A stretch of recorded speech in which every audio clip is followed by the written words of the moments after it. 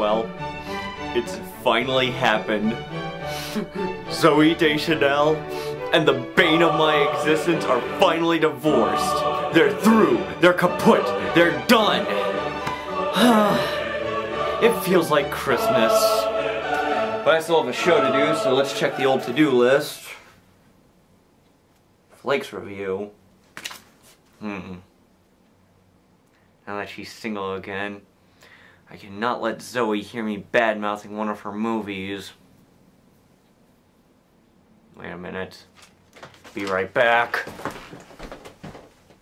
Believe it or not, George isn't at home. Please leave a message at the beep. I must be out when I pick up the phone. Where could I be? Believe it or not, I'm not home. I should point out that when I first heard about this movie, what I was expecting was something like Slacker, and anything that pays tribute to Richard Linklater's classic is okay in my book.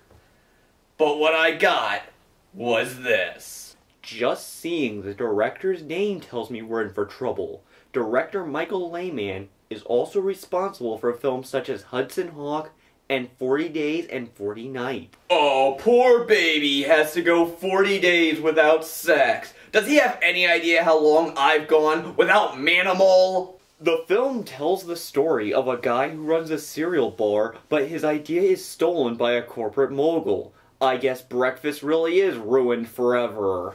It's worth noting that he actually has a lot of rare cereals. But if he wants to impress me, he should actually get some Crystal Pepsi. Seriously, I would drink Crystal Pepsi if it were under a box held up by a stick. And now you all know how to make a trap for me. Our hero is played by forgettable good-looking actor number 6257. He has an impossible job where he just wants to hang out with people, but his real dream is to be a musician. He's not some conformist either. You can tell because he has stubble. God, I just described the hero and we're already 3 cliches in. And there's even a scene where Cereal Boy yells at this woman who I guess is supposed to be the vile temptress of the film for not paying for a CD. Ugh. I think if movies were people, this movie would be able to call Juno a poser. And I'm sorry to say, Zoe does play a love interest to this dork, and they do everything that indie people find endearing. I'd say this is why I hate the character, but don't worry, he gives me ample reasons to hate him. Maybe if I lost her to a real man, like say, Pierre Kirby, I'd be okay, but this douche is just unacceptable.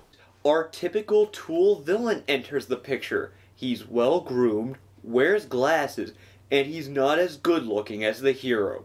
Already we can tell this guy's worse than Hitler. Seeing these two duke it out reminds me of just how far we've come from the days of white horses and black horses. This villain is actually such a tool, he needs to be redressed to look more normal. With what a transparent tool this villain is, I'm surprised he hasn't just started dancing goofily to some Tom Jones. Then again, that would make him interesting, wouldn't it? Rounding out the contrived quartet, Zoe plays the pixie dream girl who has an impossible name, and Christopher Lloyd is the washed-up, grizzled old man who says crazy things. If you want to watch Christopher Lloyd play a crazy, washed-up character who says weird things, watch some Taxi! You know what this movie's biggest problem is? It takes itself too seriously. Here's a movie about a feud between cereal bars. There are a few prank scenes, and a line or two that actually got a chuckle out of me, but most of the movie is the hero feeling sorry for himself. Oh, and there's some canned friction between What's-His-Face and Zoe. They're both good looking. I'm not in suspense! Another problem with this movie is that it constantly flip-flops between taking the hero's side and making him look bad. Look at this scene where he takes a job for the rival bar, where he's clearly not doing his job. Now, here's the question. Is the movie saying he's irresponsible because he's not doing his job? Or is the movie saying he's a good guy because he's standing up to the villain? I mean, this guy's a corporate jerk. But on the other hand, if Zoe says what he's doing is wrong, then I must think what he's doing is wrong. Zoe and Senator Douchebag get back together when this happens. He's getting sick? So this movie actually has a moral about being irresponsible? Then again, I could say this movie was co-written by Claudio Fragasso, but I think that only applies if it happens at the very end of the movie. Soon, we get the mandatory hip authority figure, as if the filmmakers are trying to say, see, not all authority figures are evil. If this movie were made in the early to mid-90s, I can guarantee that this character would have an earring. And why is he seeing this lawyer? Under the guise of growing up, the guy with the face fur is suing the villain for stealing his idea. Alright. I'm going to give everyone watching this a nickel's worth of free legal advice. Ideas can't be copyrighted.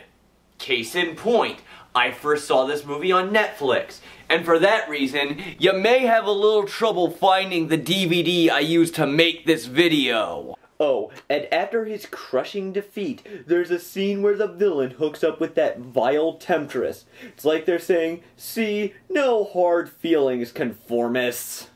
This movie was just awful. There was no fun, no joy, I wanted to punch the hero in the face, and the villain was about as transparent as saran wrap.